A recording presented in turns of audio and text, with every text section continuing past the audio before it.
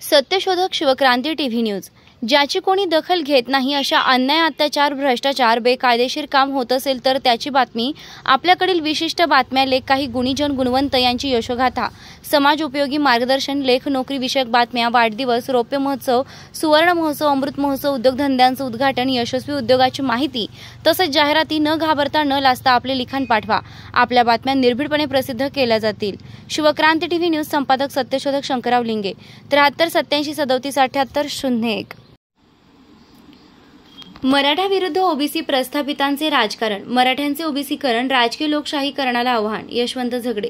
आरक्षणाच्या मुद्द्यावरून महाराष्ट्राचे राजकारण पुन्हा एकदा तापले आहे। एका बाजूला मराठा संघटना ओबीसी प्रवर्गात समाविष्ट करण्यासाठी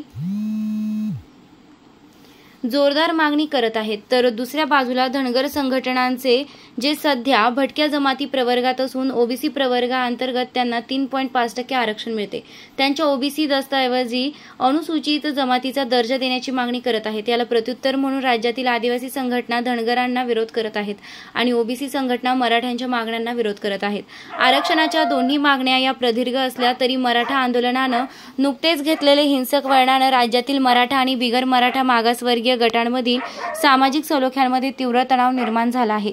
ओबीसीकरणाच्या मराठा मागणीचं मूळ, मराठा कुणबी हा एक मध्यम शेतकरी जातीचा समूह असून ज्यात प्रामुख्याने शेतकऱ्यांपासून ते पूर्वीचे सरदार राज्यकर्ता वर्गाचा समावेश आहे। या समूहात असे स्तरीकरण असले तरी राजकीय क्षेत्रात त्यांचे सहकार्य दिसून येते। अभ्यासकांच्या अंदाजानुसार मराठ्यांची लोकसंख्या सुमारे 24%, कुणबी अंदाजे 7%, तर 409 जाती असलेला ओबीसी हा सुमारे 27% आहे। परंतु जातनिहाय जनगणनेच्या अभावामुळे नेमकी आकडेवारी उपलब्ध नाही। मराठा आंदोलकांची मुख्य मागणी ही राजकीय आरक्षण वगळून शैक्षणिक आणि नोकऱ्यांमधील संधीकरिता आरक्षण अशी होती। केंद्र सरकारकडून 2019 मध्ये आर्थिक दुर्बल विभाग EWS वर्ग सुरू करून ही मागणी पूर्ण करण्यात आली होती।